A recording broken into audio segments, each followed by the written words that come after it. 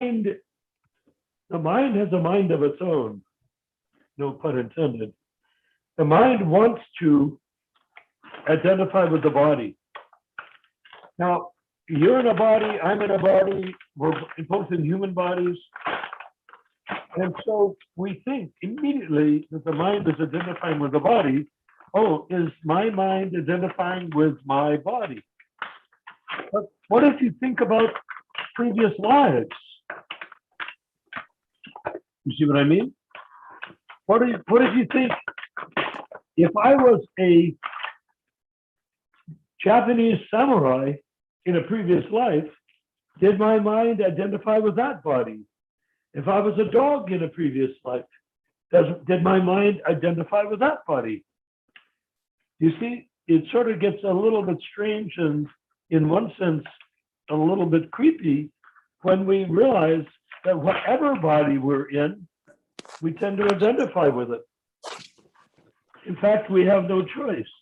If you are a mouse or a rat or a maggot, you identify with your body, and your relationship with Krishna, meaning Paramatma, is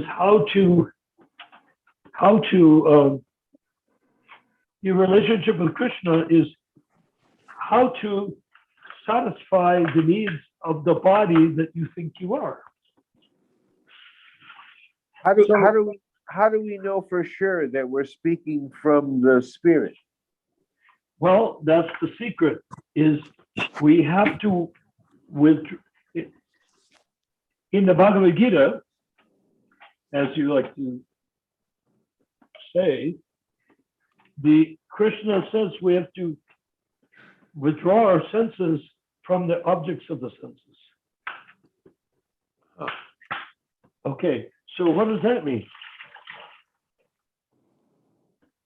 When you withdraw your senses from the objects of the senses, what if you, as the soul, did you see that picture in the Gita of the soul sitting terrified on a chariot that's being dragged by 5 horses? I haven't seen it. Yeah, it's there. Hopefully, maybe the small Gita I gave you doesn't have all the illustrations. Maybe it doesn't have any illustrations. But in any event, so the soul is there in terror. The mind has the reins of the horses in his hand. The mind, without the control of the soul, is terrified because the horses, which are the senses, are dragging the chariot, and the mind has no apparent way to control it. You see, the mind has no way to control the senses. What controls the senses? This is, I'm getting to it.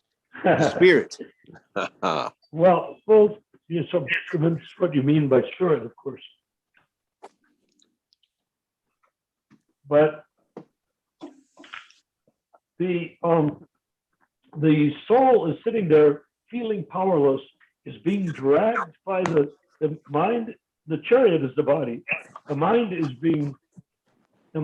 being dragged along by the body, in the body, by the horses, the senses. So the secret of life in being able to distinguish between the body, between them, how to get control of your mind, how to get control, is you have to withdraw your mind from the body. Now, the mind, everyone that has a body has a mind. And the mind is completely bewildered by its identification with the body. Just consider that the mind starts to identify with the body in the semen, and then it progresses to the embryo. So by the time the baby is born, the mind and the body have had a lot of time to hang out together. And so it's only natural that as the baby's born, he sees the body as me. I'm the body. So how do you separate that? Well, Bhaktisiddhanta says, and maybe you've heard Ramachandra say it or me say it, in the morning you have to beat your mind 50 times with a shoe. And at night you have to beat your mind 50 times with a stick. Bigger challenges in terms of mind control at nighttime for obvious reasons. So when you beat your mind 50 times with a shoe, what happens? The mind, which is malleable, can associate with and identify with the body. And left to its own devices, that's exactly what it does, no matter how many bodies you take over so many eons. Every time you take a body, the mind identifies with it. It's the same mind, it's the same jiva, but a different body. So if you're born in one body, you believe that's you. If you're born in another body, you believe that's you. Dog, animal, monkey, germ, maggot, whatever it is, you believe in it as being yourself. So when you demand, when your soul gets some realization, self-realization, and says, enough. Hey, you, the mind, come here. No, I'm in the fingers and the arms and the legs and the face and the tongue of the body. I don't want to leave. Come on, I'll beat you with a shoe. Oh, ow, ow. You know, and the body, the mind, eventually, because the soul is part and parcel of Krishna. The soul is powerful if he thinks of himself as even existing. You know, but the soul is the means. The soul is the powerful agent. Why? Because nothing is stronger than Krishna. And the soul is part and parcel of Krishna. He may be infinitesimal. He may not even have a form at this time, but simply, you know, has a, he's just a dot of energy because he's identifying with the body. The body is who he thinks he is, and therefore he cannot think of himself from the spiritual point of view until he begins to do this bhakti yoga. So anyhow, the essence is that when you can pull your mind out of the body,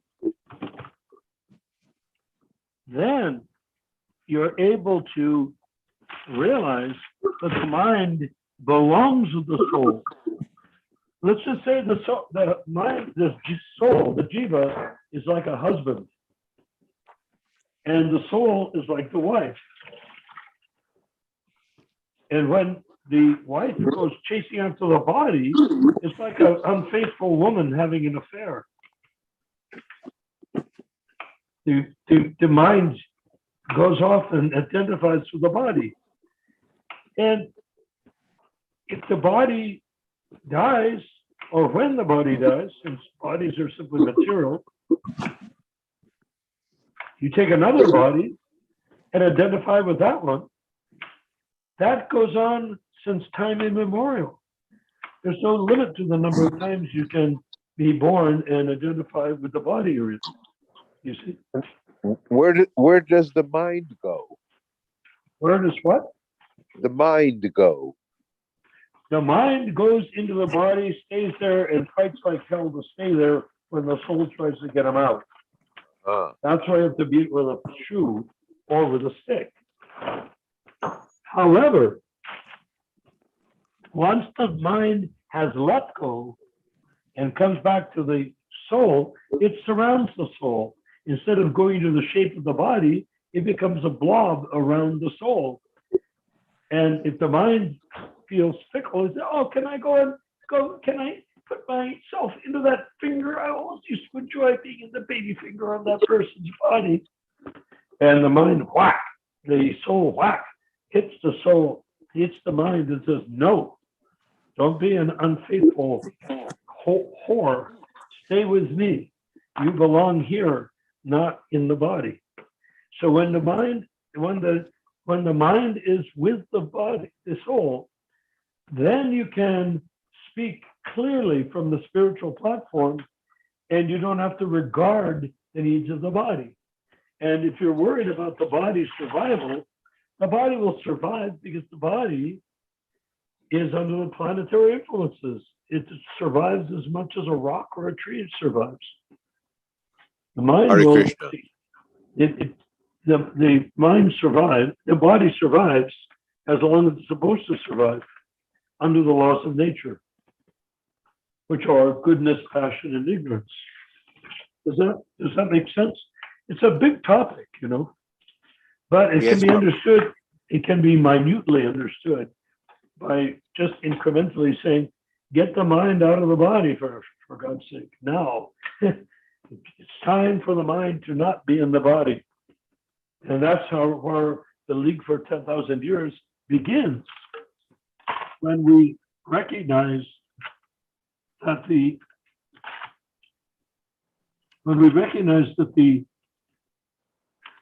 mind is independent, is independent and can come back to the soul, and then the soul can begin to speak spiritually without being dragged and forced and deluded by the body and the body's needs. Hare Krishna. And by perceptions of Immanuel Kant or Freud or even Jung and people, wherever, we're constantly being deluded by material thinkers. But when we relinquish our identification with the body, then we are no longer subject to the mentality of the material thinkers. Does that make sense? Jai, Hare Krishna. Oh, did you catch all of that? Did you catch it? Caught it. You got it. Haribol. Okay, great. I hope I didn't make it too long an explanation. Always Any more pleasure. questions, Mahaprabhu? Any more questions? Not from my end. All right. So when Oh. we're on this phone, we're on the Zoom call, our attempt is to neutralize the effect of the body, embrace the mind as the partner to the soul, and then speak from the platform of the soul itself. Right. Is that okay? Simple, eh? Yes. Yes. Okay, let's continue. Go ahead, Ramachandra Okay. Prabhu. Yes.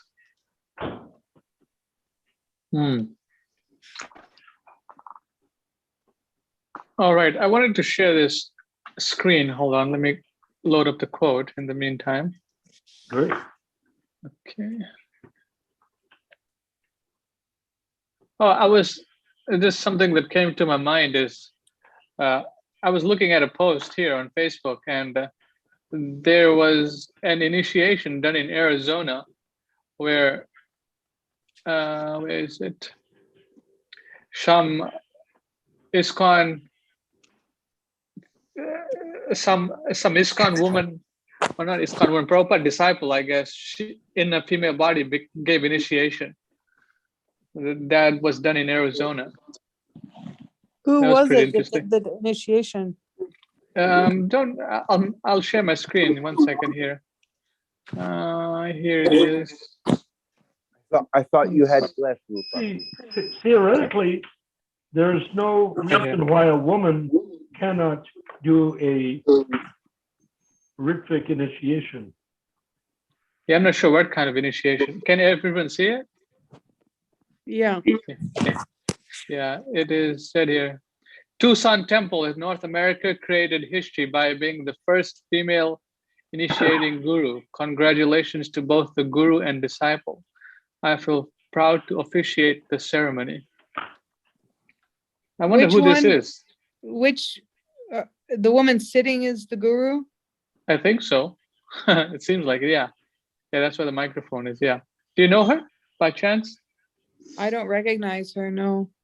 What's her name? No idea. It's not said in this post. Oh, okay. Let me get Tucson over Temple. Yeah, Tucson Temple in North America. Well, it doesn't make much difference if it's a man or a woman who gives the initiation. What matters Yeah, they can, is that person giving the initiation doing so as a priest or doing it so as a guru? yeah, that's the big question. Yeah. So if they're Well, a it guru, says female initiating guru. yeah, so it means no doubt. Right here, Rupa Manjari Prabhu said first. Yeah, the whole ISKCON initiation process is a mess. You know, Well, it's a mess. they don't only in make that it clear. They are not making a distinction between a bona fide, between the initiator and a bona fide spiritual master.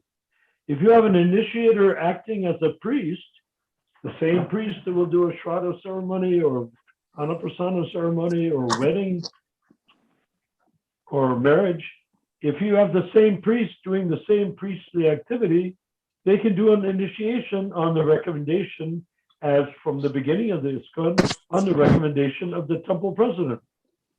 Right. Let's see.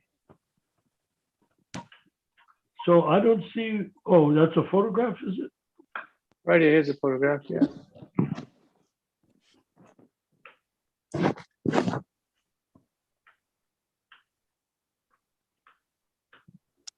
Yeah, this is the photograph. So where's the guru? I think this is the Oh, the guru one right with the here. microphone? Oh, yeah, Yeah. I know her. You know her? Yeah.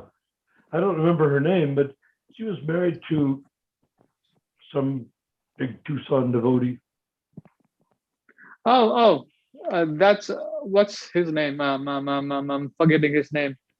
Danesh? No, not Daneshwara. It's Dasara? Dasarat. Yes. Yes, Dasarat. Acha. Right. That's okay. Yeah, I guess she's the temple president of that institution there in Tucson. Dasarat. Yes. Yeah, he was trying to start a temple in Sedona. Yes. Anyways, that's that. So, I mean,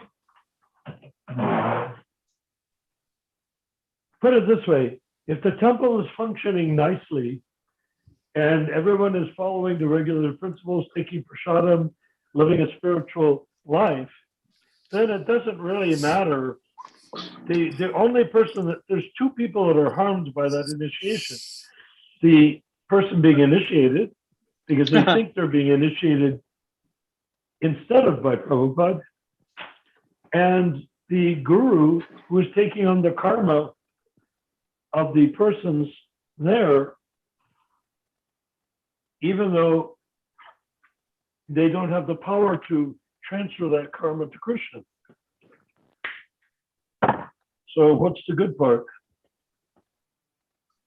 That's the good part, yeah.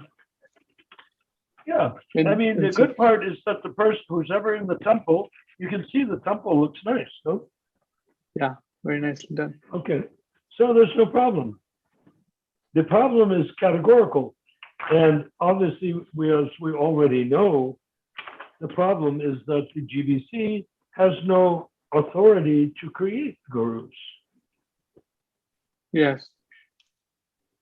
Actually, if you get down to it, Srila Prabhupada also had no ability to create gurus, because you can't create gurus. Gurus have to be self-manifest. Right. So Prabhupada made it pretty clear. Now, when he was being badgered by Satsvarup and others about gurus, he was just talking sort of around the block. He knew exactly what they wanted to know. He knew exactly that they wanted to know how can they become Diksha gurus, and in the process, they're busy either poisoning them or assisting those who were poisoning them. So what is Srila Prabhupada supposed to do in a situation like that? He said, well, if you stop poisoning me, I might tell you what you want to know. But he didn't do that, largely because a pure devotee never ever tries to make a deal for his own life, right? Yes. The pure devotee, like Hare Thakur, if my being alive is annoying you, distressing you for even a minute, then I will die immediately. He's not just saying that to be cute. He's saying that because a pure devotee doesn't want to cause anyone distress. Now, if those Muslims that were beating him through the marketplace had known that who they were talking to and beating was actually Lord Brahma, can you imagine their mentality? What it would be like? But they don't even believe that Brahma exists, so they were just going along with what they were told to do by the Muslim magistrate. But that is, I'm pointing out only that Haridas took the point of view that Haridas took the point of view that if my being alive for a minute is inconveniencing you, then I will die immediately. So if you want to know why did Prabhupada obfuscate when it came to these gurus, people wanting to know exactly, but didn't dare ask the forbidden question of how do I become an initiating bogus guru after you, Srila Prabhupada? He did not answer the question directly. And the question is, why should he? I mean, had he not already taught the entire thing? Had no one read the Nectar of Instruction? And if they did, why didn't they understand it? And if they did not, why didn't they read it? Yeah. This is interesting. So Prabhupada was put in a bad spot. And he responded to save the movement so that we could create the League for 10,000 years. If we're doing this, we are doing this. I don't know if we're succeeding or failing to do it, but if we're trying to do it, then we are coming to the rescue of Srila Prabhupada in 1978. You see, Right. we're coming to his rescue now, decades later. And if we succeed, it'll be glorious. If we don't succeed, nice try, but no cigar. But let's succeed. That's the main thing, right? Right. So this is better late than never. If we had the League for 10,000 years in 1978, we could have made a very strong argument as we are now. And Srila Prabhupada would have, depending on what we did, would largely have accepted it. The thing is, his game was bigger than anybody's game. He wanted to save the movement for the next 10,000 years. Oh yeah, that's Oh, Dasharatha there. Yes, that's him here. He wanted to save the movement. You see it, Rupa Manjari, Prabhu? What? I said that was Yeah. Dasharatha, Prabhu. You Yeah, see I it right see. here. And here's the guru. Or maybe he's the guru. Or she's the guru. Well, Um, her? And then everyone's a guru. Anyone who tells somebody else to chant Hare Krishna is a guru. The problem is the word guru is so laden with material desire. Can you imagine? Of all things, guru, saturated with material desire.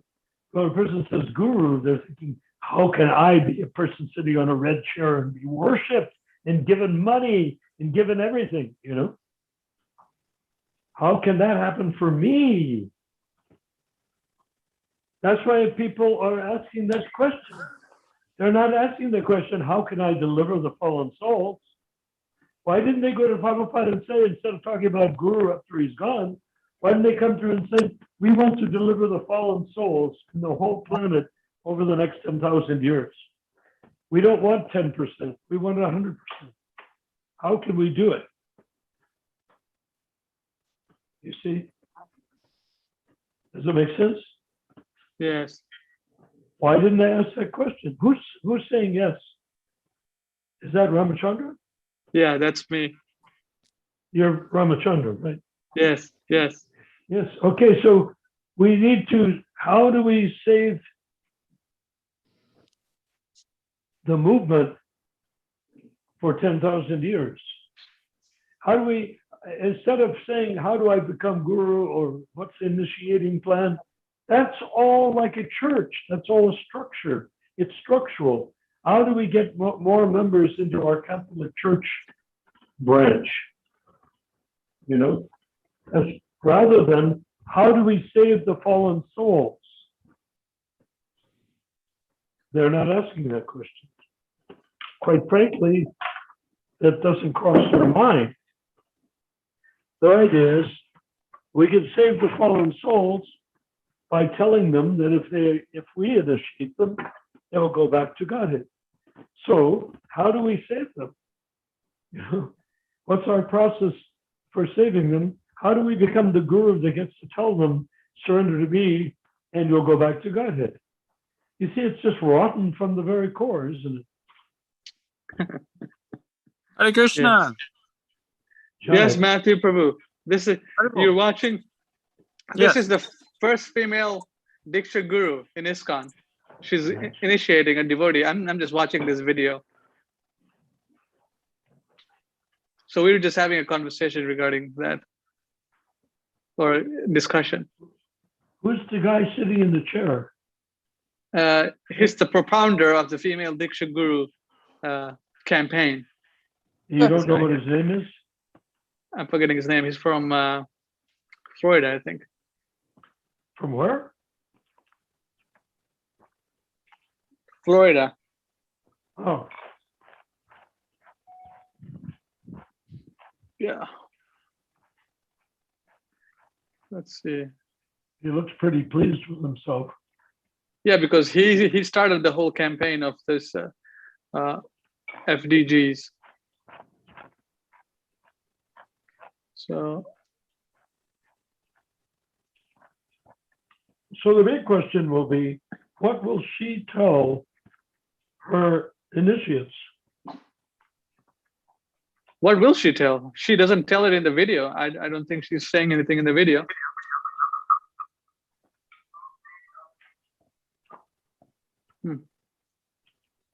That's pretty interesting. Yeah, so essentially she's proving rightly and accurately that she's a priest, that she just performed the priestly ceremony, right? No, she's not performing the ceremony. There's someone else doing the Fire Yagya. The Fire Yagya is being done by someone else. What's They're her right here. purpose? What's her purpose? right here. The fire yajna is being done by another Ritvik. There's two Ritviks involved, I guess. Oh, no. She's a Diksha Guru and the Ritvik is doing the Fire sacrifice. fire sacrifice, yeah. Yeah, the Ritvik was here. Tucson. Yeah, Tucson.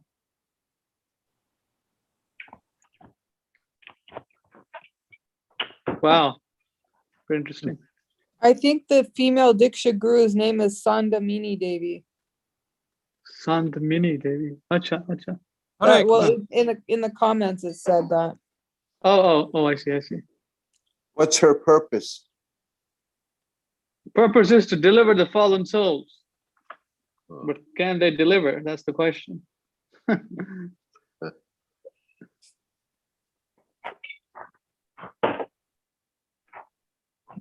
The purpose of the guru is to be a transparent via medium to Krishna. Specifically in our sampradaya, the guru's transparency is measured by his relationship to the previous guru. There's no independence in gurus. And if they're not qualified, then they're simply mislabeled as gurus. They're actually just going through the motions, like a Catholic priest has no connection to Jesus necessarily.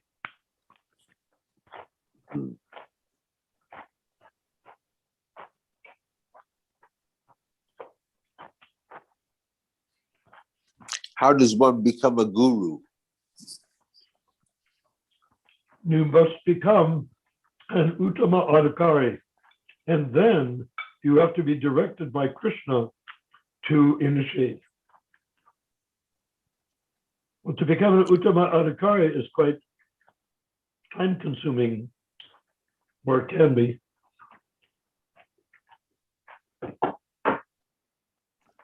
Basically, Okay. we don't require gurus. We don't need them? Yeah, No, Prabhupada. we have Srila Prabhupada. Hare Krishna. People say you have to have a living guru. But I've never met any living ISKCON guru that's as alive as Srila Prabhupada is right now. Mhm. I told Mahanta's wife back in the day, my dead guru is far more alive than your living guru. That was Rameshwar. Who? Rameshwara? She was initiated by Rameshwar. Oh. And she kept on telling me, oh, you need a living guru. The living I guru said- disease. I said, are you considering that my guru is dead? It was very confusing for her. It's confusing for them.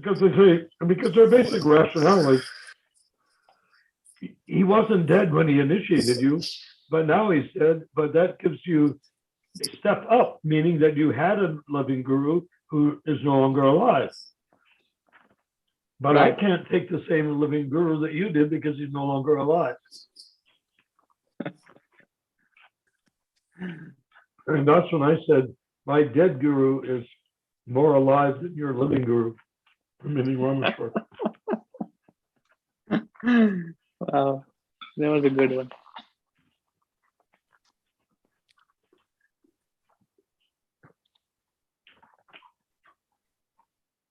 Yeah. Jai, Matthew Prabhu, you're on. Hare Krishna, Matthew Prabhu.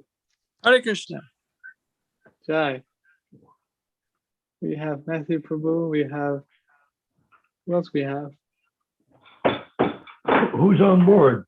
Mohit Prabhu is here too. Mohit Prabhu, Hare Krishna. Hari बोल हरे कृष्ण प्रभु जी Who's on? Mohit Rory? Prabhu. Mohit Prabhu from Jaipur. Oh, Haribol. Welcome. Hari बोल हरे कृष्ण प्रभु Oh, Hi. Jai, good to see you. Good to see you. Yeah, our work is so vital that the more you can stay on board, the more we will be able to build momentum toward fulfilling the question that people were asking Prabhupada back in 1978 in May. They were asking him, oh, well, how do we come, how do we initiate, how do we, they said, we're answering the question, deliver the fallen souls. That was what they should have been asking. They should have been asking, how do we deliver the fallen souls? Not how do we figure out a plan for when we're finished Making a church. poisoning you. How do we initiate after we finish poisoning you? Right.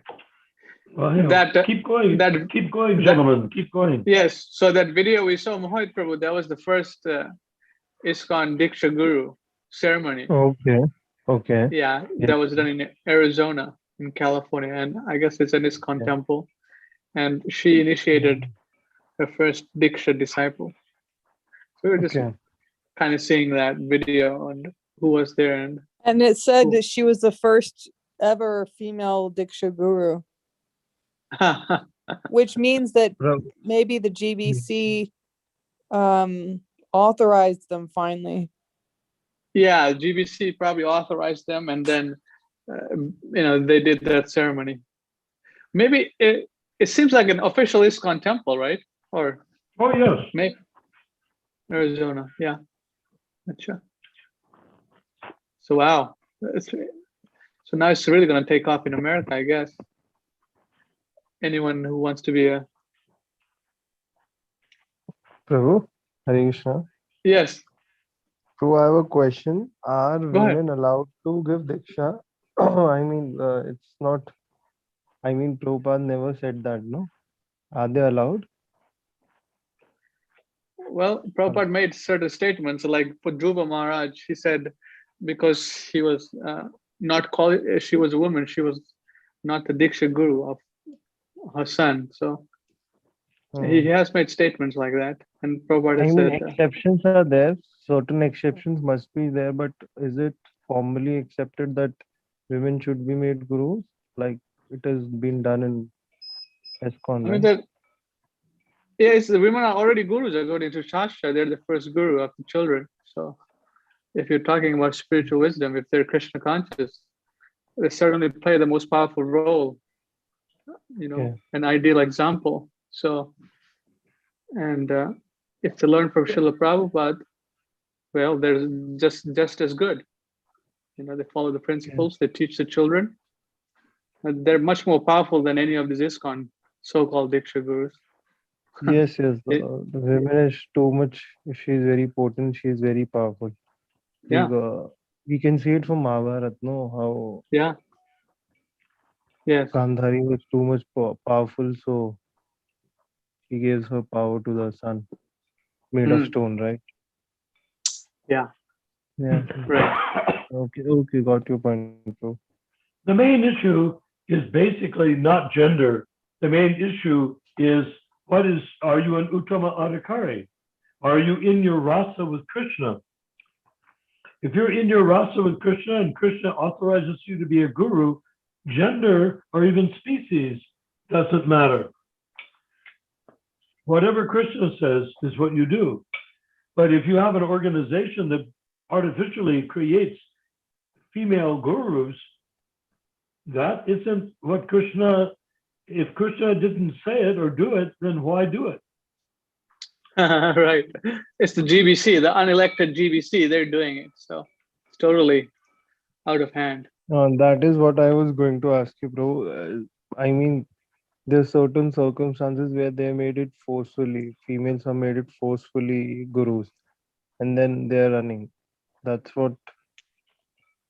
If someone is qualified, then it's okay, right? Yeah. Yeah. Well, the secret is, the secret is not who can be guru. That's a material consideration because the people that care about who can be guru are people that are materialists. The real condition is, how can I deliver the fallen souls? Mm, mm. If you do that, then you're automatically basically guru yourself. Right. And we can use hundreds of thousands or even millions of gurus that are trying to deliver the fallen souls.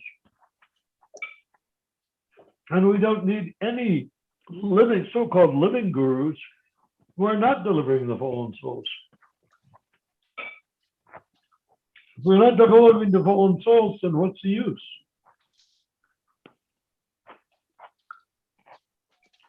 Well, that's the See what I main thing. mean? Huh?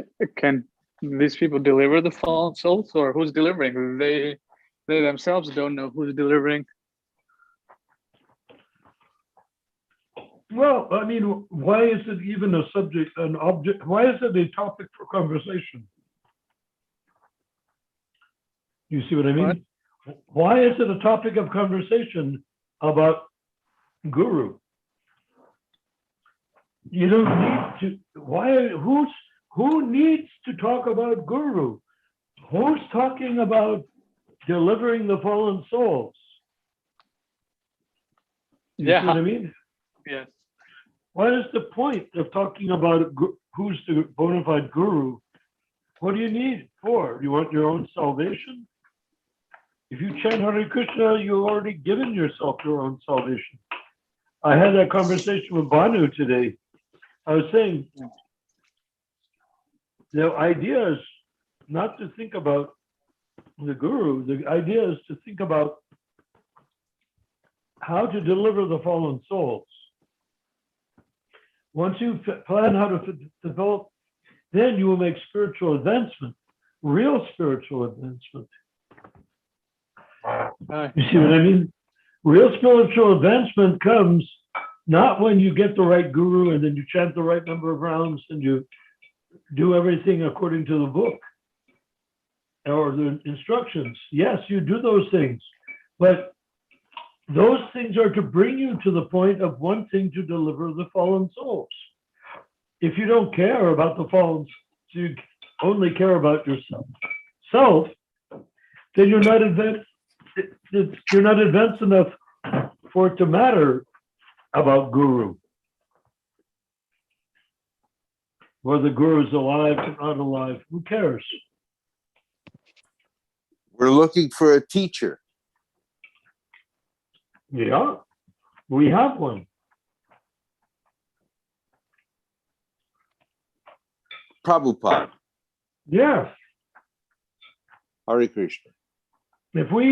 If some people sat in front of Prabhupada, were talking like the people did in 1978, oh, guru, this or that, initiating, and how's the fun when you're gone, and all that. If somebody's talking like that, and then somebody else in that group raises his hand and says, what is the use of talking about all this initiation stuff? How do we deliver the fallen souls?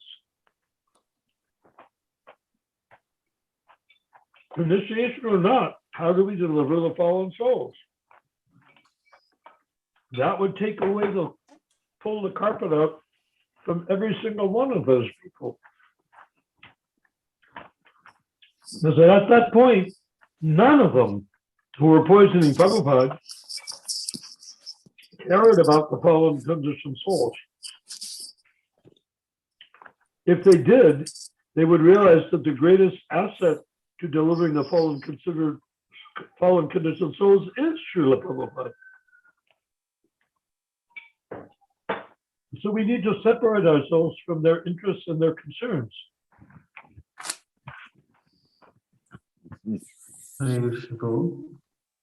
Who cares who the guru is?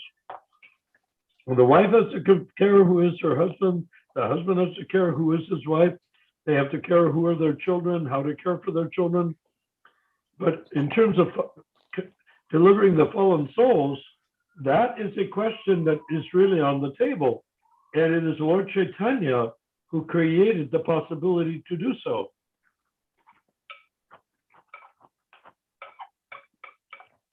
Jai. Mohit Prabhu, you had a question?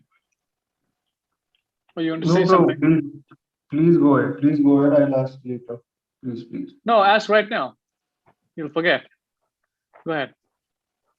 Actually, I've seen that poison video, bro, and Ayanda Prabhu was also killed, right? But don't you think, bro, that is okay? That was an Oscar conspiracy. But when a pure devotee is going, so Krishna is playing in the role in that, no? So if he's taken out of this material world, that is like Krishna's mercy, or Krishna must have arranged that. Now, conspiracy must have happened, right? But the death is in hands of Krishna. So Krishna knows when to take someone, when to take a pure devotee, when to take this devotee up, right? Can't we take in that perspective? I mean, it's okay. They blasphemed, they poisoned, they did everything. But Krishna knows what's the exact time, no? Hello? Yeah. That's confirmed in Shastra. Rake Krishna Marike, Mari Krishna Rake Ke. If Krishna wants to protect someone, then who can kill him? And if Krishna wants to kill someone, then who can protect him? Yes. So in Ainda Prabhu's case also, so Krishna was maybe fed up of seeing him being there. So he took him up. We can take in that perspective also.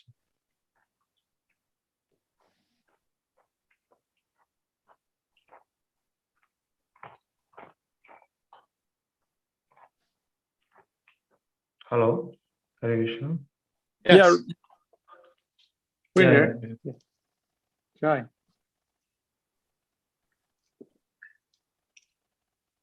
Oh, why sorry. not give him an answer? I'm Why sorry, not but- answer his question?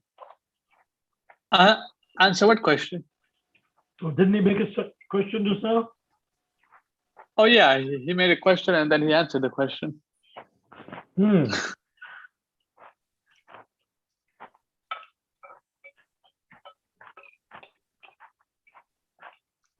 Looks like someone is eating. Ding, ding, ding. Bro, I'm very, I mean, I know it's wrong to ask, but I'm very sorry for this question because death is always in hands of Krishna, right?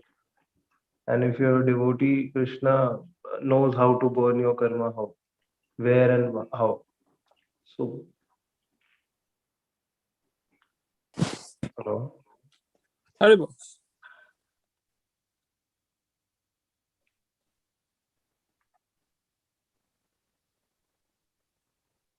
And Prabhupada So talks where are about it. Kill where- Guru, where- become Guru. The Prabhupada mentions that many times. He even says that in a dialectic spiritualism book that that I think it was Socrates or someone like that. Yeah, well, they killed Hmm? they killed Prabhupada said they killed Bhaktisiddhanta with a lethal injection. Yes, yeah. And in Benares, they killed what's his name in Benares? The founder of the Mayavadis, Shankaracharya. No? Shankaracharya. Yeah. They killed Shankaracharya by feeding him broken glass. Oh, interesting. This is what Prabhupada said when he made his famous statement, someone is poisoning me. And he said it to the Ayurvedic doctor. But I mean, if you were an Ayurvedic doctor, and if you were called all the way from Calcutta, and you walked into a room, and you can see someone that's being conspicuously poisoned, because an Ayurvedic doctor doesn't have to take the pulse, he can look at their face. They look at the faces around the room, and they say, I was called here because he's being poisoned. And I was called here by the poisoners. If I say that he's being poisoned, they will kill me too. So he doesn't say. They have this roundabout conversation. And then Tamal goes up to Srila Prabhupada and brilliantly asks him the question that he knew that Prabhupada would not answer. And that is, oh, Srila Prabhupada, you say somebody is poisoning you. Who is poisoning you?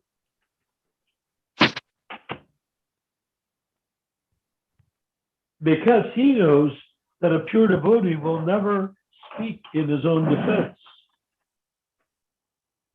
You see what I mean? The pure devotee will never speak in his own behalf. So Tamal, knowing that, challenged Prabhupada to say, you son of a bitch, you're poisoning me. But he knew that Prabhupada wouldn't do that because it's completely against Vaishnava etiquette, Vaishnava nature to do that. Just like Haridas said, if by being alive is causing you even a little problem, then I will die immediately. And Haridas was Lord Brahma. Can you imagine? The creator of the entire universe played the role of someone that would die rather than cause inconvenience to somebody else. That is a very major pastime. When Narayan Mohit was asking, is it Lord Krishna's will that Srila Prabhupada passed away due to poisoning? Because everything is Krishna's will. Well, actually, do we consider everything as Krishna's will? In the material world, is everything Krishna's will? World War I, World War II, murders in the street, vile crimes against people, that's all Krishna's will? Prabhu, Prabhu, I need to interject. Sorry to interrupt you. I'm very sorry for this. For a pure devotee going from this world, right? That is like Krishna. Krishna is handling everything. Like Prabhupada has said in several lectures that Krishna has come directly to dictate me the Bhagavatam lectures where he was speaking, right? So Yeah. he was in connect with Krishna directly. Krishna knows when to take him up, when to whatever Krishna's plan is. That's what was into that. So you say the jivas have no But impact But we can't on compare it with Krishna's plan. material people. Material people have their own free will, right? So, No. they use their free will. Yeah. We can't become fatalists. Everything is based on free will. Everything is based on free will. All of the disciples of Prabhupada used their free will to poison him. Are you going to say that it was actually Krishna poisoned him? Why would Krishna torture his pure devotee? Did you see how Prabhupada entered Samadhi? It was horrible that he had been reduced to that by disciples. Take into account that each jiva that takes initiation has a relationship with the guru, either to surrender or to try to dominate him or try to kill him. And why did Haridas Thakur why did he say, if my being alive is inconveniencing you even for a moment, then I will die immediately? It's free will. Everything in existence is based on free will. Everything. In Krishna Loka, everything is based on free will. Do you I think got that your Krishna point. does Krishna control anybody in Krishna Loka? Prabhu, devotees had their own free will, so they did their bad karma. That I got to understand. But What? Does Krishna control everyone in Krishna Loka? of course, He does? according, yes, Then Krishna Loka was, if he did, then Krishna Loka would be hell. Prabhu, Everything in Krishna Loka is reciprocal bhakti. It is rasa. Rasa means reciprocal loving exchanges between the jiva and Krishna. Krishna is not controlling anybody in Krishna Loka. Not only that, he doesn't control us in the material world. Is Krishna controlling you, Prabhu? Prabhu, Are you no, con- but Are you being controlled by Krishna? I got your point, Prabhu. I'm trying to say you that devotees did badly by poisoning. They used their free will, but it was sanctioned. Ultimately, Prabhu, It would help if I could see your face because I can't understand what you're saying.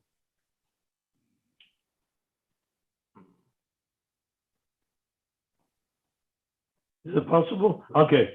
So what do you say? Prabhu, I'm saying this when you are saying that they poisoned, they did their wrong karma, so they will suffer for that. But Krishna sanctioned it in the end, right? Because What? it was Prabhupada's time to go, right? Because Krishna knows everything, what is best for a pure devotee. But I can totally accept your concern that they had a free will, they did a bad karma by poisoning. But Prabhupada had to go. My point was that Krishna was directly in touch with him, no?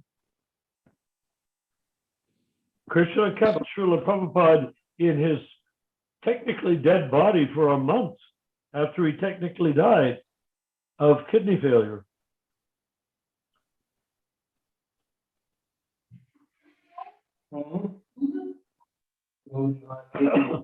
We have to get out of the mentality that God is some sort of a absolute puppet master and we are the puppets. If we're the puppets and he's the puppet master, why are we in the material world? Aren't we here because we chose to be? Right, that's Maya. There's a servitude that's like slavery to the senses, and that's Maya. And then there's servitorship that's willful reciprocation, loving devotional service. But we came to the material world because we wanted to dominate and enslave others. Mm-hmm. We don't have any desire. We didn't come here to have a rasa with Krishna. We came here to dominate nature. Lord Because we were jealous. Nature. We were jealous of Krishna, so we wanted We cannot play. Prabhupada said, don't blame Krishna for your mistakes. Mm-hmm. We are making a mistake. We can't blame Krishna. Because we have free will. Why do we have free will? Because Krishna has free will. Do you think Krishna will take away the free will of part of himself? We're part and parcel of Krishna. How can we not have free will if Krishna has free will? So the only way for us to relate with Krishna is to be in a rasa or relationship with Krishna. If we're not in a rasa or relationship with Krishna, then we are stuck with our own individual sense of lordship, and we take into our body and we think our body is God, or we think that our body is the all-powerful. It's not. It's only all-powerful compared to other bodies smaller than ours. But even germs can kill us. So, I mean, and their bodies are infinitely smaller than ours. So I don't get the point of where is Krishna interfering with our free will? Why should he? We don't interfere with his, he doesn't interfere with ours. What? Is somebody going to say something good? Jai? Is it maybe I don't understand the question?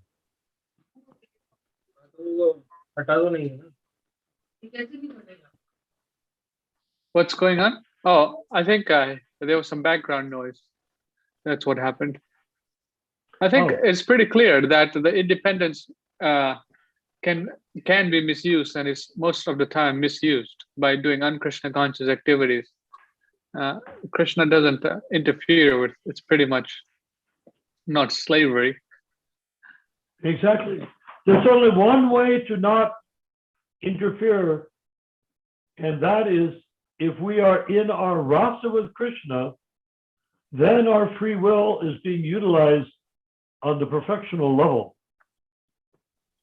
But if we're not in a rasa with Krishna, everything we're doing that's not devotional service is egotistically trying to dominate our world, our environment, our bodies, everything.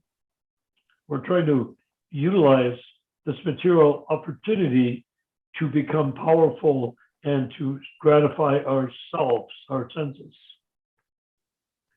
That has nothing to do with Krishna.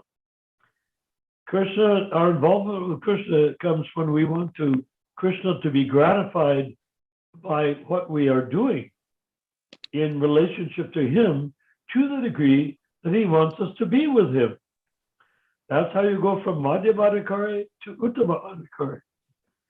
You have to travel through that space between the material existence and spiritual existence through reciprocal love of God with Krishna.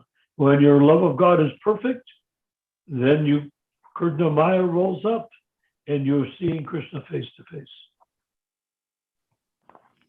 Before that, we should not imagine that Krishna is looking out for us. The planets are looking out for us. Whatever planet we're born under, whatever planets determine what good, bad things happen to us in this lifetime, right? Does that make sense, Prabhu? Yes. Hello? Yeah. Yeah. So Krishna has nothing to do with the planets giving us good or bad things. That comes from our previous activities, from karma. If we develop good karma, then the planets give us nice rewards. If we do bad things, then we are punished by the planets. There's every astrological configuration connected to a planet, Mars, Jupiter, Saturn, whatever. Each connection is either sattvic, rajasic, or tamasic. So even if you have a blessing from a planet, you can misuse it by using it for a tamasic purpose. You see? So even having a benediction, you have to take it, you have to take the benediction nicely from the planet. And then you can make some progress and maybe take birth on a higher planet and a higher planet each time. But this all has nothing to do with Krishna. This has to do with karma and developing good karma. And karma is material. Karma is only in the material world. There's no karma in the spiritual sky. Right? What do you think? Yes. Yeah. And the material karma is there. Okay, so I don't understand what, if anything, was a matter of contention or misunderstanding. Relationship of Krishna to the embodied being. Does Krishna allow the embodied beings to suffer? Obviously, he does. Does he make them suffer? No, they make themselves suffer by their past deeds. Krishna doesn't punish anyone in the material world, nor does he reward anyone in the material world. The rewards and punishment are due to our karmic actions. There's karma, which is good, you go to a higher planet. There's vikarma, which is sinful, you go to a lower planet or hell. Then there's akarma. Akarma means no karma, that means spiritual life. Is there any difficulty there?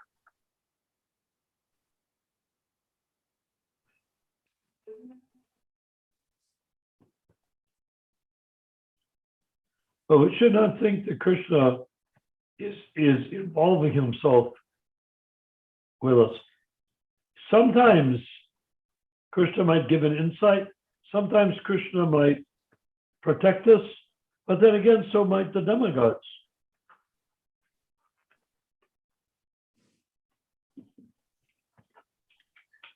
An example, I was in New Vrindavan in West Virginia, And we had gone into Wheeling, which is nearby to Moundsville, which is near to Vrindavan.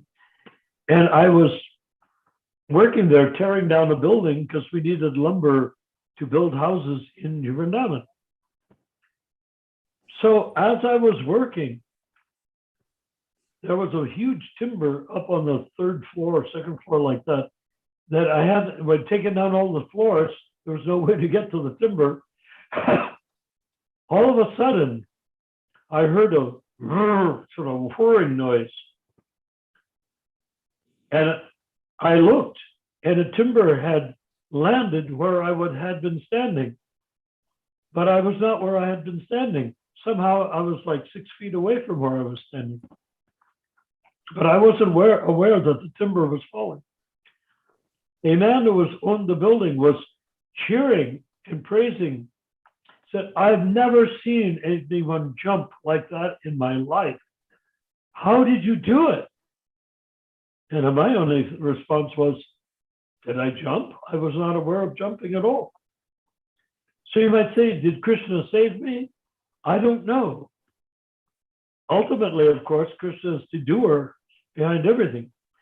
But was I saved by Krishna, by a demigod, by my karma? I don't know what saved me. But on a level playing field, I would have been killed.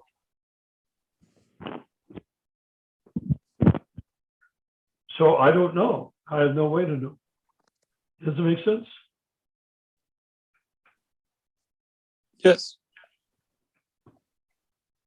Okay. So as far as Krishna interfering with our karma, he doesn't usually do that. Maybe he did in that case. I don't know. But usually he doesn't interfere in our karma. Why? Because we, out of our own individual free will, created the karma. And we get the action and reaction. So Isaac Newton says, for every action, there's an equal and opposite reaction. That's the law of karma. That if we have the law of karma, action and reaction, then if I do an action, automatically there'll be a reaction. It's not Krishna saying, you did this sinful thing, now you're going to be punished by me. No, you do the action and you get the reaction, which is the opposite power of the action that you took. So it may seem like a punishment, but actually it's just a reaction. Krishna doesn't involve in that sense. Does that make any sense? Yes. Hare Krishna, Prabhu.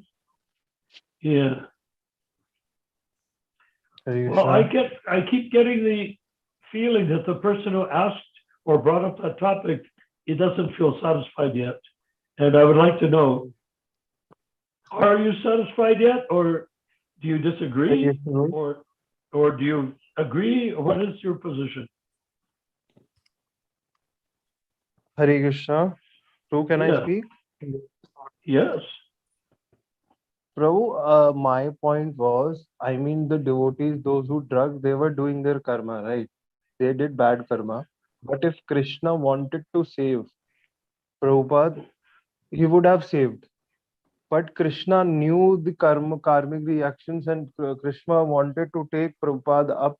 So that is all divine cases. Like where there are various examples in the Vedic systems also, where certain So are you saying that Prabhupada had bad karma?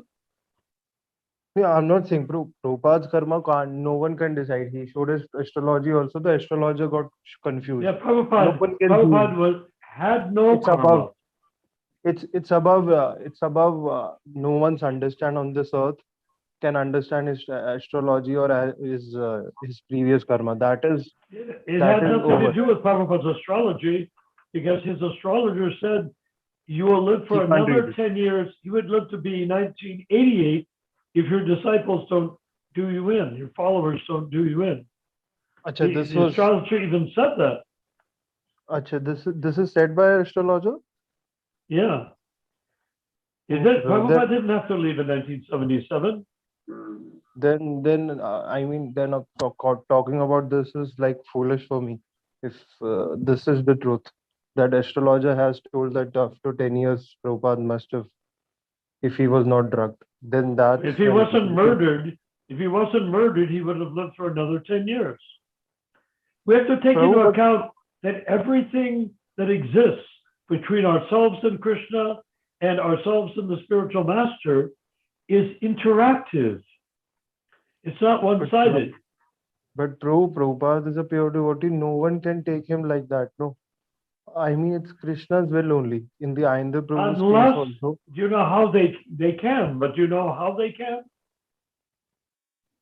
If the disciple desires for the guru to be gone, then the guru will oblige the desire of his disciple by going.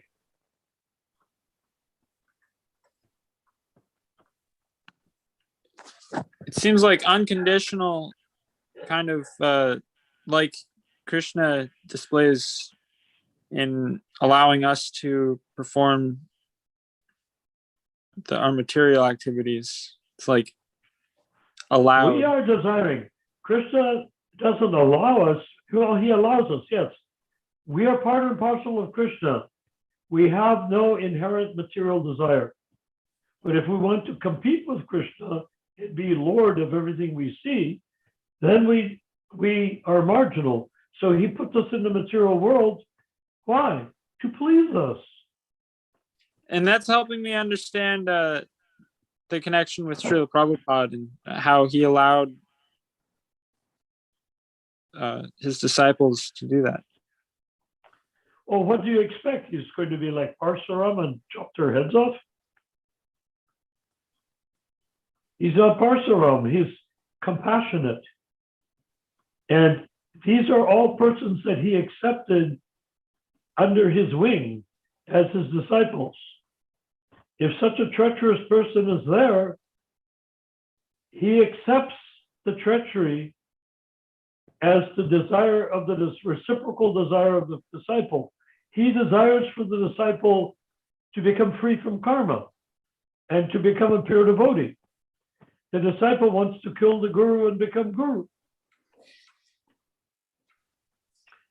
Do you think that the guru is going to say no? And supposing the disciple came out and said, Prabhupada, we're poisoning you. We want you to die so that we can become gurus. That would have been an honest statement on their part, wouldn't it? Prabhupada, we want to kill you because we think you're senile and we want to take over the movement and we know how to run it better than you do. That's what they were thinking. That's what they said to each other. That's what they said in public. That's what they wrote. We know how to run the movement better than you do. That's why we don't like elected GBC. We want a corporation because all of our American and European advisors are telling us, make a corporation that's international, not simply an organization that has millions of separate individual parts. No, that's not intelligent. That's not good. We know you don't. That's what they were saying tacitly to Srila Prabhupada. Oh, they couldn't say it to his face, but that's what they were operating under.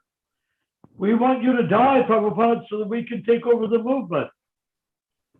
Why else would they be poisoning him? So You all see? that happened, but also it shouldn't be tolerated by a witness. Well, there were no witnesses. The only witnesses were the fellow poisoners.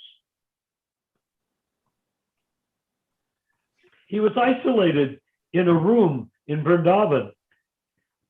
5,000 disciples were all over the world chanting Hare Krishna, distributing books, cooking prasadam, worshiping the deity, reading in class from Prabhupada's books before they were changed. And all of these things were going on all over the world by people who believed that somehow Prabhupada would be pleased.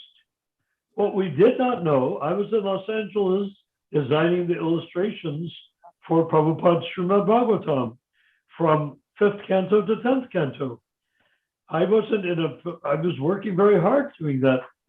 I wasn't about to go to India because I had to produce illustrations for the books by guiding 15 artists to make one painting each per month. under my strict supervision. So, and if you look at those books, if they still have illustrations, from 5th canto to 10th canto, I was the director of every single one of those paintings. I wanted 15 paintings per volume, and I got it.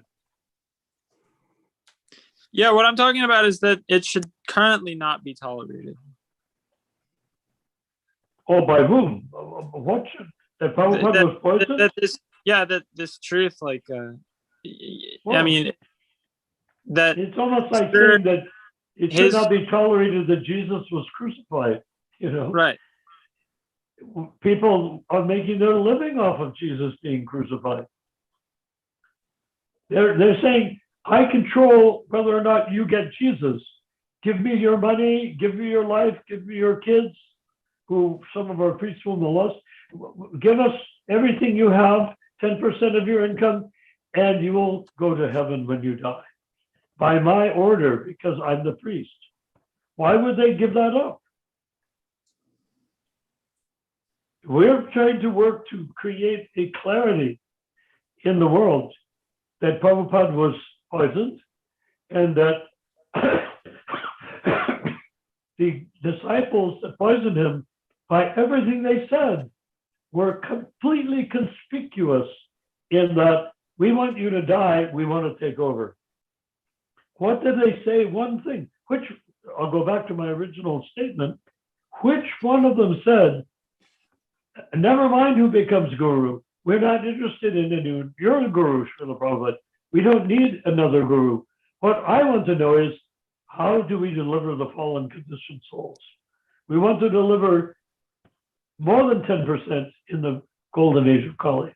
We want to deliver everybody in the golden age of Kali. How do we do that, Prabhupada? That was the right question for a person wanting to become guru to say. But instead, they wanted to become guru. They couldn't give a rat's you know what to about the fallen souls. They didn't care who came to Krishna consciousness. They figured, well, Prabhupada chanted, did his stuff. We know exactly what he did. We can imitate it. We can do just as well as he did. And therefore, people will come to us and we will have our own disciples. And they will look at us the way we looked at Srila Prabhupada. They told me that. Rameshwar told me that. He told me that he wanted 95% of his disciples to leave the ISKCON movement. Not his disciples, Prabhupada's disciples. 95% to leave the Krishna movement. Why? Because he said, I don't want envious God brothers. I want all my disciples. I only want people that worship me, not envious people like my God brothers who don't think I should be worshipped. He told me that. But after, do you see? So, Prabhu, at the end, it is coming to Guru Maya, that Guru Maya comes and they want their own followers. I can't see your face, unfortunately, and you're very echoey. Okay, Prabhu. Sorry, I'll come back in 1 minute. Thank you. Oh, sorry. Maybe you speak more closely to the microphone, because it's very echoey. Now it's not echoing. Now it's okay. Much better. Speak slowly. Speak slowly. I'm very sorry. But it would be easier if I could see your face, because I can lip read. So, Prabhu, I was asking that it is all about Guru Maya and making more and more followers, that ego boost. So, is it what we want to say that Guru Maya can come and it can hit anyone, and then they are like mad behind that? I don't care if the people initiating, like that lady, or anybody else, like Jayapataka or Bhavananda or Kirtanananda or any of them, I don't care if they get an ego boost. I really don't. What I care about is, are the people they initiate following the 4 regulated principles, reading Prabhupada's books, chanting Hare Krishna, going out on Sankirtan? That I care about. In other words, I don't care if these guys want to make fools of themselves by pretending to be bona fide gurus. They will, at the time of death, they will be smacked so hard they won't know what hit them. Or rather, putting it another way, they'll be smacked so hard that they will know what hit them. I'm not here to take vengeance on stupid people or people that are spiritually blind. I'm here to ask, who wants to deliver the fallen conditioned souls? That's all. Why do I need to be concerned with anything else?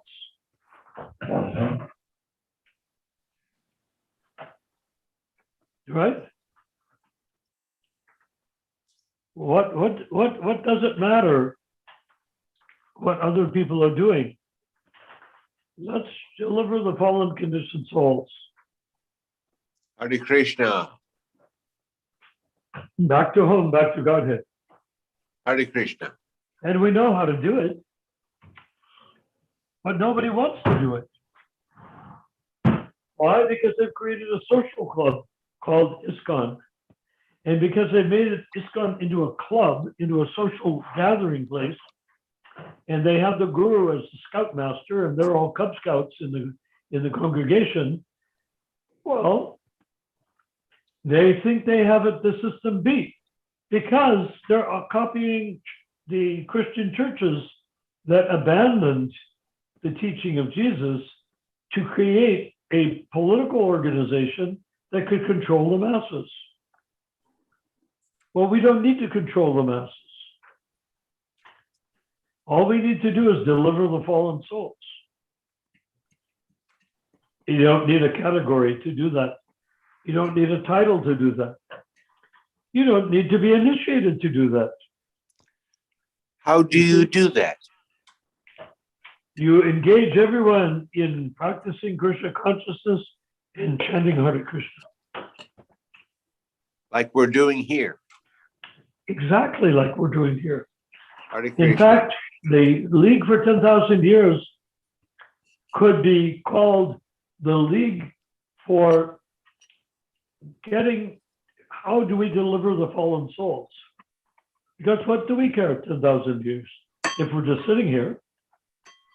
The League for 10,000 Years means delivering the fallen souls so that the end of the 10,000 years, starting from Lord Chaitanya, every jiva on planet Earth, not just humans, not just cows and horses, every jiva, including germs and mice and rats and maggots and everything, becomes a pure devotee and goes back to Godhead. That's the mandate we've been handed. That's what Lord Chaitanya delivered the holy name for us to do. If people want to turn it into a post-Christian social club, they're not going to be able to get very far.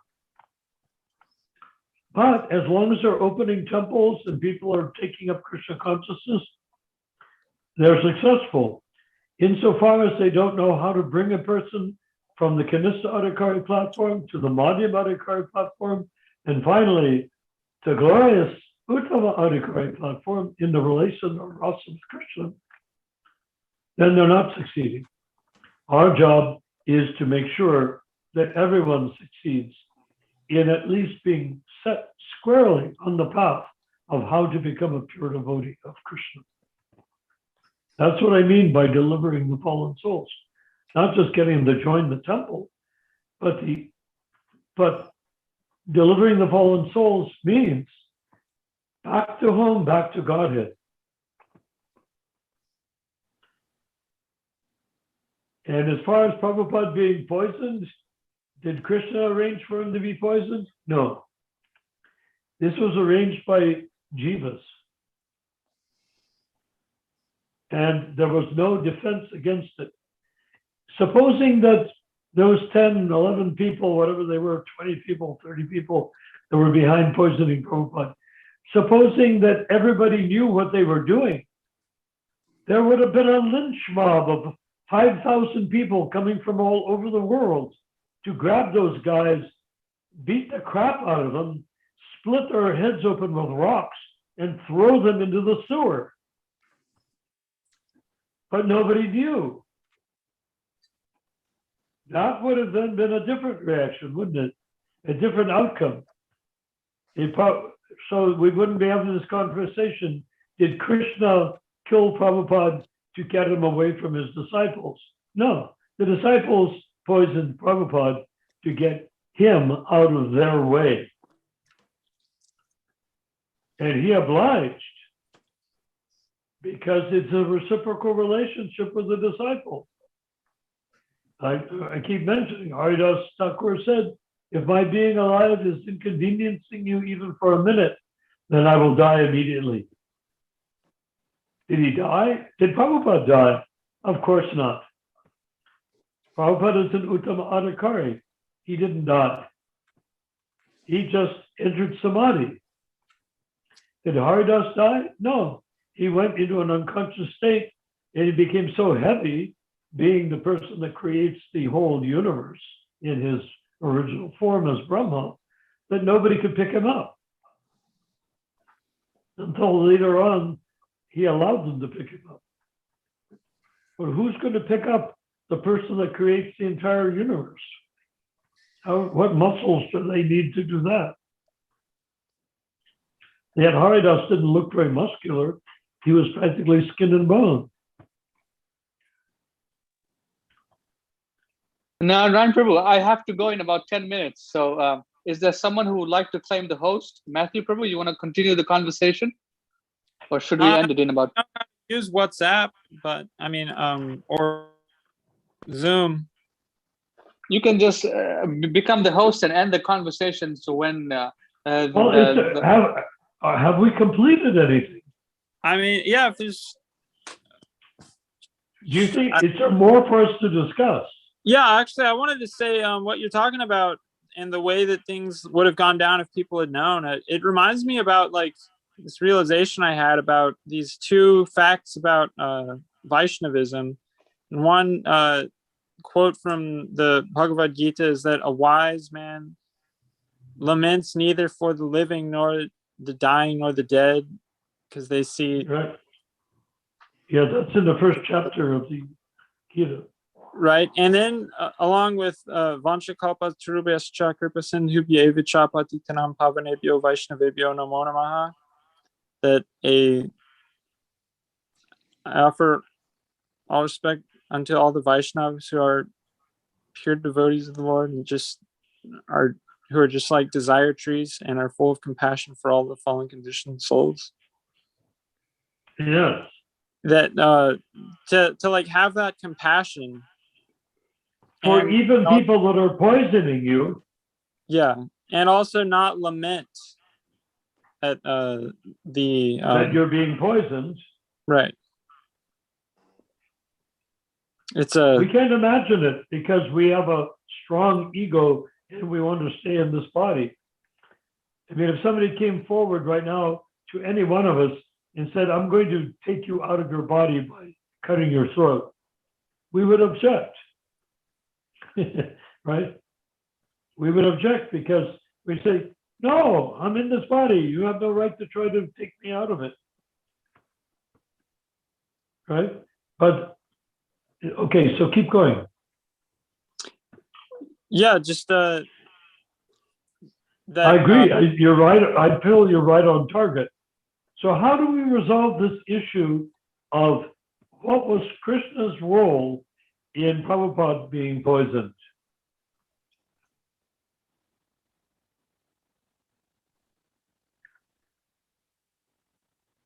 That was the question. And it's a tough question. And it's a hard question for anyone but a Christian to answer. It's a mystery. Why, huh? It's a mystery. It could be considered that. But a mystery to the material form. Yes. But let's stop and ponder for a moment on one horrific fact. Are we ready for one horrific fact? Yes. Who gave the poisoners the intelligence how to poison Srila Prabhupada? CIA? How about Paramatma? Right. It could be the CIA, it could be Chandra Swami, it could be one of the many devotees that were under the control of the US government that were in India around Prabhupada. There was one guy that was a child molester, and he was a prisoner of the State Department. And he's the one that brought the mercury poison, what was the medicine called? It was called what was it called? Anyhow, he brought the poison. They were supposed to process mercury in it from Chandra Swami, who had been responsible for poisoning the president of India when Indira Gandhi had put him in jail. Indira Gandhi actually put the president of India in jail and then hired Chandra Swami to poison him to death. And he died of kidney failure. And then same Chandra Swami produced a medicine, Makadvaj is the name of the medicine, made from mercury, but not raw mercury, processed mercury, because mercury is poisonous. And the processed mercury in Makadvaj will cure the poisoning from arsenic. Raw mercury given to a person being poisoned with arsenic will kill them. So Chandra Swami sent back that medicine via this child molesting Gurukul teacher who was under the government control. He brought back the mercury, and when Prabhupada tried it, he said, "This is not Makadvaj." He said, "This is poison."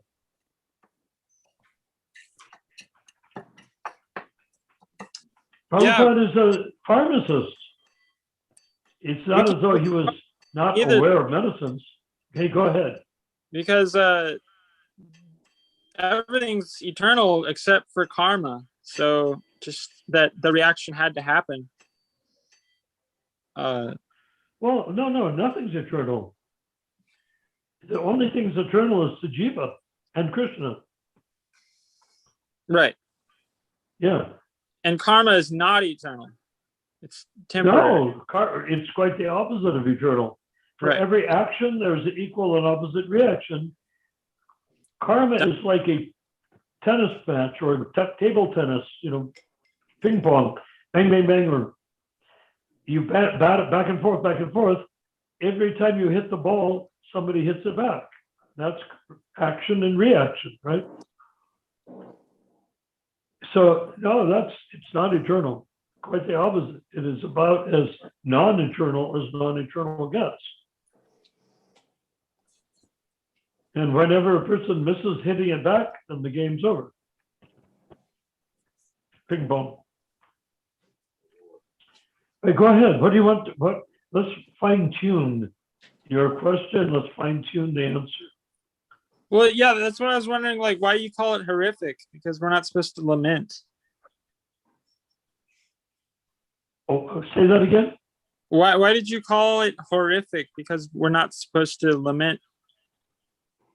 Oh, horrific means how can we understand that Krishna, Paramatma, would be giving intelligence to the demoniac disciple who's poisoning Prabhupada how to kill him? Why would Krishna from in the heart give the first poisoner the intelligence how to poison a pure devotee? So But it's Krishna, it's the improper mixing of rasa. That horrific, like well, horrific means to me, if I think, good God, Tamal, Kirtananda, Bhavananda, Jaipataka, they were getting intelligence how to murder Prabhupada from Paramatma in their hearts. Just like Charles Manson was guided by Paramatma in his heart. Anyone who's ever assassinated, like when Julius Caesar was assassinated, Brutus and the other 10 were guided from within by their hearts, Paramatma in their hearts. Anything that happens is done so that if you really want something to kill somebody, you can do it. But by doing it, you're not exempting yourself, because Paramatma shows you what to do, doesn't make you exempt from the karmic reaction. So if I kill somebody because I want to, I have to suffer being killed in another life or in another life to equal it out. Otherwise, I will have miserable lives. If I'm not killed, then I'll have horrible lives until those 10,000 miserable lives pay for the one killing. That's the way karma works. If you understand, you can look at the laws of Manu, and it explains exactly how that karma and punishment works. People would go into the court of Manu crying out, I have done this thing, please punish me. I've done this thing, please punish me. Because they don't want to have to suffer birth after birth. Even if they're tortured to death in this lifetime, they get to start up where they left off. Whereas if they get away with murder, then they get to be murdered and tortured and everything in another lifetimes. So their life will be horrible until they paid for the crime. It may even be horrible after they paid for the crime, because evading the punishment for a crime is also a crime. That's why the people went into the court of Manu, the lawgiver, and said, please, punish me. I've done such and so. That way, when they're punished by Manu, I'm not saying by the Supreme Court of the United States, I'm not saying in a traffic court, I'm not saying like any other court, just the court of Manu, the lawgiver, Manu. If anyone is punished by Manu, it equals his crime, and he gets to go on with his life, plus a little bit more, a little extra. He gets credit for having turned himself in. So he gets a better life.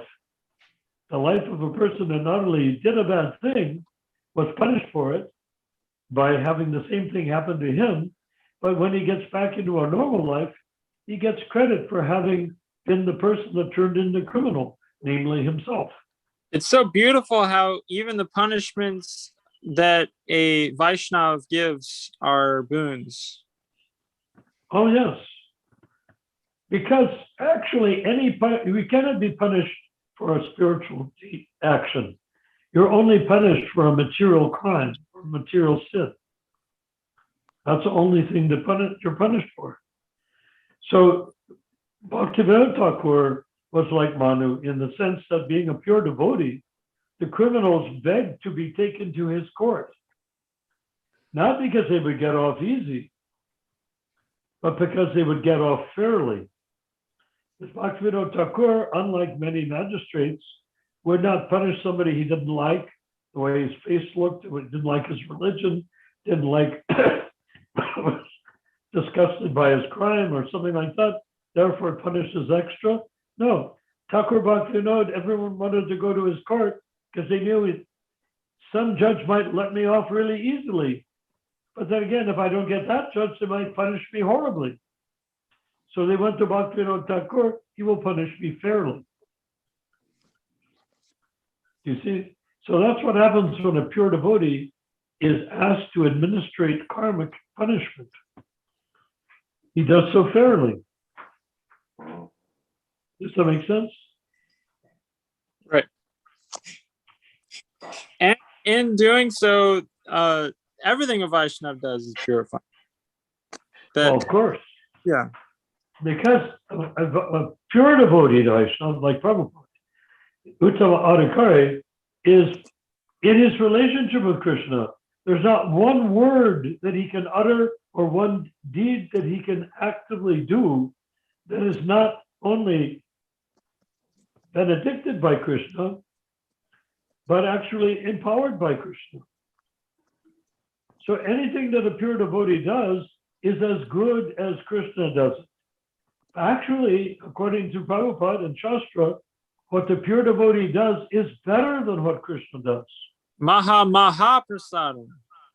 Yes, because Krishna will not interfere with your desire. You're part and parcel of Krishna.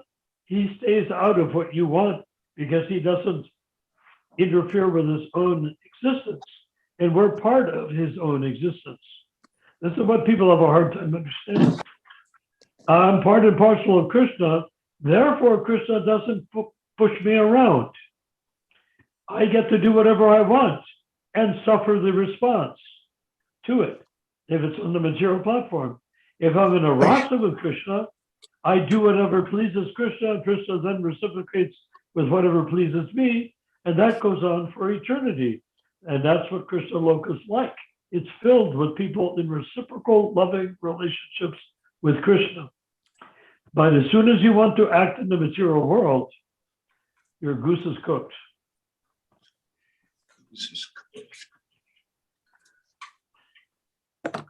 Hare Krishna. It looks like Mahaprabhu wants to say something.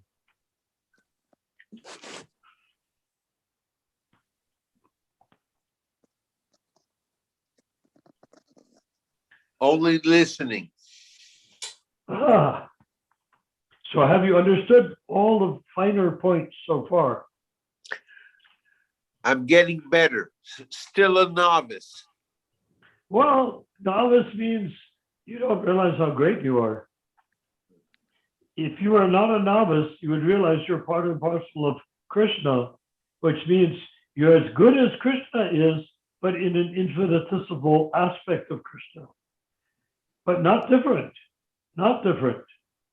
but infinitesimal, individually infinitesimal part of Krishna. So, but when I'm getting back to the horrific thing, that understanding that the poisoners of Prabhupada were empowered by Paramatma, so why didn't Krishna protect Prabhupada, considering that he is the external representative of Paramatma? Right? And that gives us the thing to consider that the jiva empowered by Paramatma, it's the same Paramatma empowering the jiva to poison Prabhupada as Prabhupada. But because Prabhupada is surrendered to Krishna completely, if they want to, if they pray to Paramatma, how can I poison Prabhupada? Prabhupada will not interfere with that.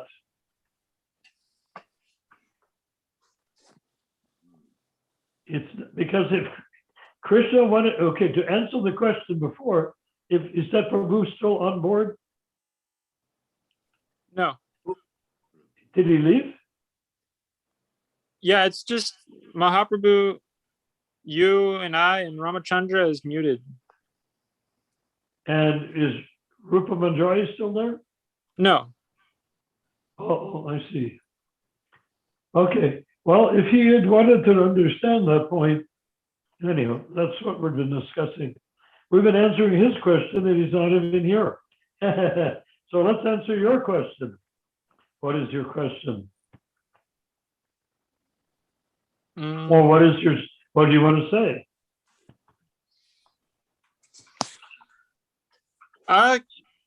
What were we talking about? We want to speak from the soul, from the jiva. Yes. Yes. And we can only do that when we've taken the mind out of the body and put it next to us. You see, before we take the mind out of the body, we don't realize that we are in control. We think the mind convinces the jiva that the body is the self.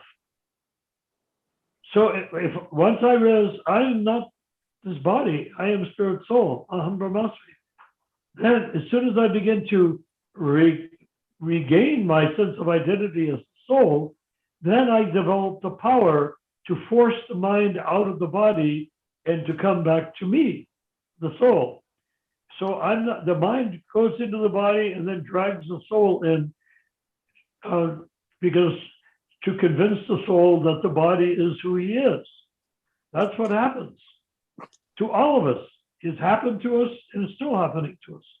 So we get outside the body and drag the mind out of the body.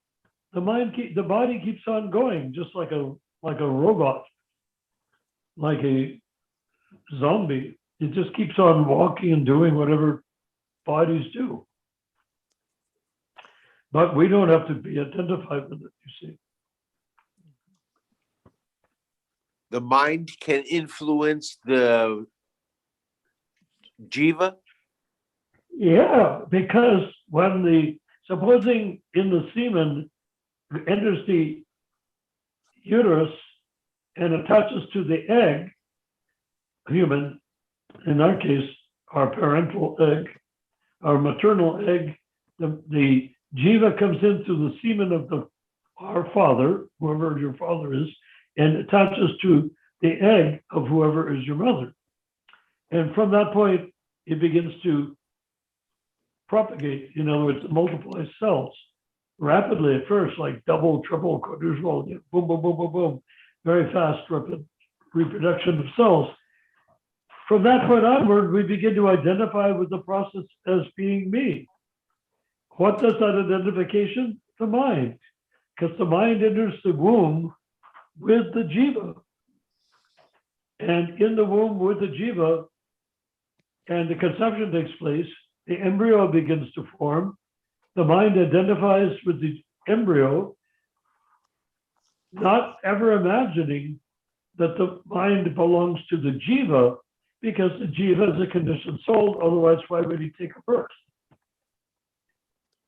So, unless he's a pure devotee coming to deliver the planet from people that are incapable of going back to Godhead without transcendental instruction. So then that means the mind is with the embryo, then the baby in the uterus, the growing child in the uterus.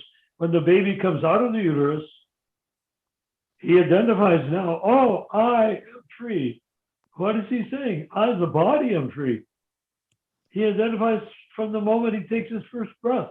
Me, that's me, I'm free. Now I get to enjoy, everyone loves me. There's a gigantic creature that's giving me the most sumptuous, tasty, delicious breast milk. What more can I ask for? And people are sitting around Googling at me. Oh, look at the baby. He's so cute. He looks just like his mother or his father, or like the gardener or something like that. So, I mean, what is the baby going to think? He's in a primitive state of mind. He can't talk. He can't even see properly. And as he develops more and more a sense that he is the body. Only when he comes to the point of being accosted by a pure devotee of the Lord like Srila Prabhupada, does he learn, I am not this body, I am spirit soul. But if he's in the Vedic culture, he might be 6 years old when he's being taught that. But if he's in America, when we joined Prabhupada, people were generally 17, 18 years old to 23, 24 years old. Some were older, 28, 29 years old, a few. But mostly young, really young kids were around 20 or less than 20. Where does the mind come from? The mind comes, as long as the soul is in the material world, the mind comes with the soul.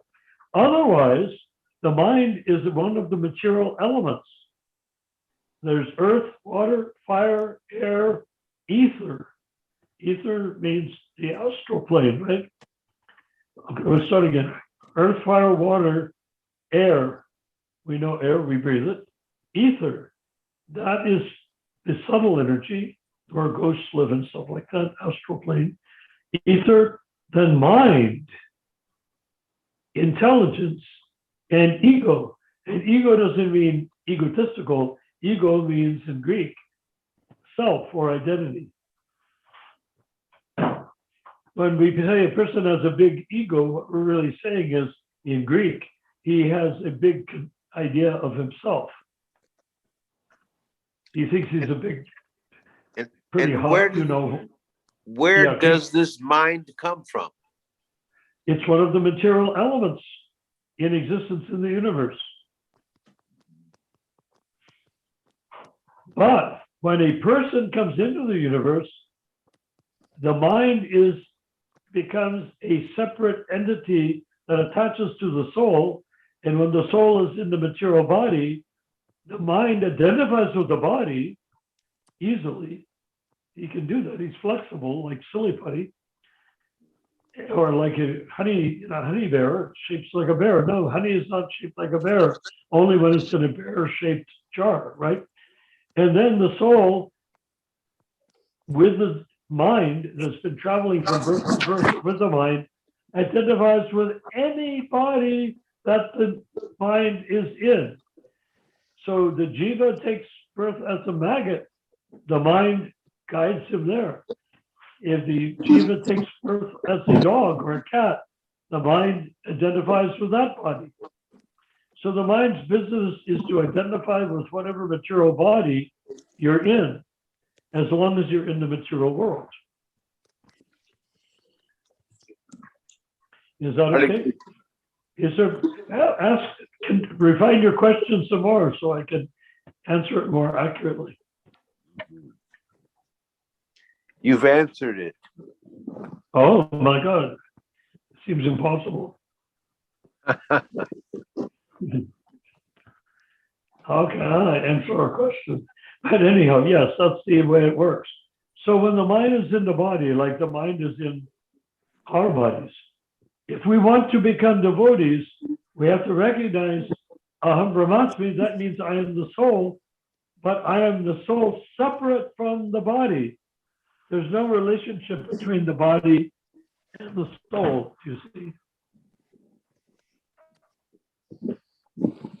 The body is simply a trap that the soul is in based upon action and reaction, namely karma. And the mind is what makes you continually believe the unlikely fact that whatever body you are in is you. But the mind, but the jiva always wants perfection. So when the jiva's in the body, he identifies with the body. Then he wants and he has sex desire, so he wants the perfect partner. So he tries to find that female partner that he can identify with. And she also is being guided by the mind to believe that she is her body. So there is a chemistry. What is that chemistry? The chemistry is between two material objects, just like a chemical reaction in a test tube in a laboratory. That connection is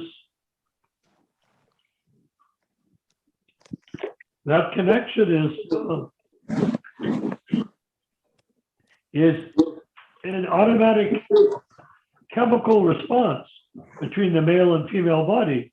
But we don't think that. You think, oh, I have found love. Oh, I am in love. Oh, this person. Do we understand this person is composed of pus, blood, stool, urine? No. Do we understand that this person has filled up, if you take off the skin and look inside, there's so many worms and diseases going on inside that so-called beautiful woman? No. All we see is the illusion that her body is divine. And why do we think it's divine? Because we desire our body wants that other body, but because the jiva is entrapped in the body, he identifies. But when you separate the jiva, ourself, from the body, then we look at it and say, that's not very divine after all. It doesn't seem to be at all. No, not divine. And we're sort of creepy in the body of somebody else in terms of being desirable. So then you begin to relate to the other person, not as their body, but as their soul, as the soul. So if I meet a woman and I can relate to her as soul, I act as soul, she acts as soul. Does that make sense? Then there is a real communication. But generally speaking, unless it's simply a dharmic thing whereby I'm obliged by my birth to get married and have children, if you don't have that impulse, then you can become a renounced person, a sannyasi, and be separated from your bodily functions insofar as it's more than just eating a few things and sleeping. Does that answer your question or get close to it? Absolutely. Thank you, Prabhu. If it doesn't, then ask a more refined question, and I'll try to answer that one. I had a question. What is your question? That why is it that we're not supposed to tolerate an offense to a Vaishnav, but we have to identify with, like, when there's an offense that is directed towards our body, we have to identify with it as that we are supposed to tolerate it? Well, because the pure devotee is manifestation is the manifestation of causeless mercy, Krishna's causeless mercy. When you meet a pure devotee, you're meeting Krishna, but because we're in Maya, in our body, we think I'm meeting this elderly gentleman from India named that people call Prabhupada.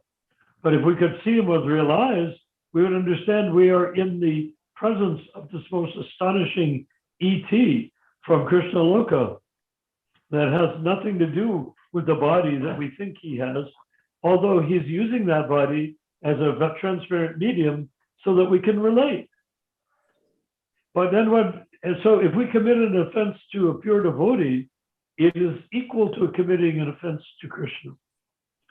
But if someone commits an offense if I'm a pure devotee and someone commits an offense to me, such as giving me arsenic poison, I tolerate. I tolerate. Because I am the servant of the servant of the servant. So if somebody poisons me, I have to take into consideration that I am not going to object. But the poisoner should not do that. But if someone is a poisoner and is apprehended for poisoning and is taken to jail and condemned to death for murder, well, that is because of their karma. They generated karma, horrible karma, by poisoning a pure devotee. Unbelievable karma. Just beyond imagination. It's just like, because most of these people are Christians before they became devotees, and even the Hindus were Christianized by the British to the degree that they sort of see things the same way. And that is, they said, if Jesus was killed for our sins, well, that's good. If he was tortured through the marketplace, if he was tortured and beaten through the plaza, that's good. If he suffered horribly, that's extremely good. People reacted like that in the movie, Mel Gibson's movie, The Last Temptation of Christ. Oh, that's wonderful. I see the actor was in such agony, he actually dislocated his jaw while carrying the cross, and he was really bleeding. So it was very realistic, but he went into the part and stayed in the part. He didn't say, help, stop the cameras, help, save me. So when people see that Jesus died for me, then I take pleasure in his death because it saves me. So people up to that were saying, I was watching that agony of the suffering of Christ, and from that agony, I could understand his suffering delivers me from my sin. And the more deeper his suffering, the more horrible sin he will forgive in me. Therefore, I'm very glad to see him tortured to death, because it means that my sins will be removed. Whereas if he didn't suffer much, my sin might be bigger than his capacity to have absorbed my sin. Therefore, I will have to suffer for my own sin, which, needless to say, is only fair and is actually accurate, because karma means for every action, there's an equal and opposite reaction. Nobody can die for your sins. If you die for your own sins, and you're punished for your own sins. There's no question of anyone dying for your sins.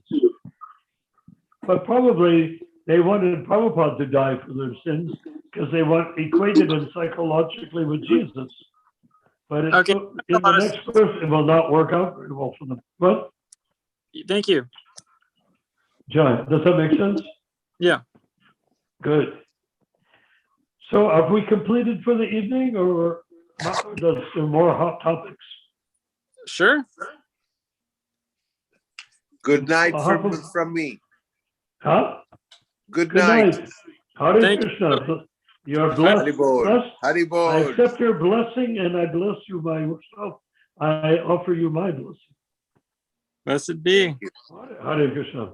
Hare Krishna. So are we ready to dive into night? By the way, what happened to Andrew Ananda? Prabhu? He's been texting me a little bit. Yeah. I don't know what he's doing tonight. Does he get texts on his phone? Yeah. But he doesn't have an answering machine set up. I never set up mine either. Yeah. So I sent him a text because I felt I'd sort of freaked him out the other night by telling him that we must not become victims of karma, but triumph over karma by accepting the pure devotional platform. But I sent him a very complicated text, so I don't know if he got it or not. I don't even know if I sent it to the right phone number or not. Well, do you know his phone number? I do.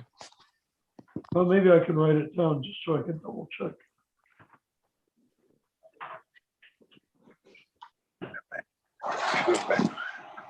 What about his the phone number?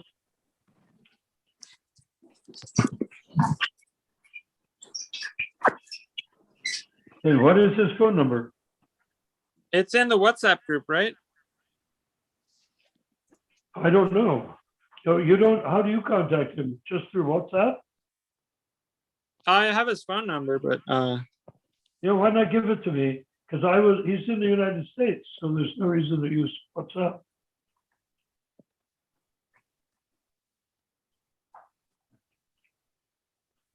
well, we're live on YouTube right now. Oh, I think. I mean, I don't know. Could so. so you can't check his phone number on your phone. His phone number is in the WhatsApp group. It's not different from his. So phone. what is the number? What I want to do is double check to make sure I didn't send my message to the wrong number. It's the same one as the WhatsApp group. I mean, I don't know. I can ask him if I can share his number. Okay. Well, why not, if more even to the point, why not ask him if he read my message? Oh, right. Yeah. And if he accepted it and understands that I welcome him back to the WhatsApp, to this group, Okay. the Zoom call group. Okay? Haribol, Prabhu. Hare Krishna. And let me know next time we see you, okay? Okay. What he said to you. Haribol.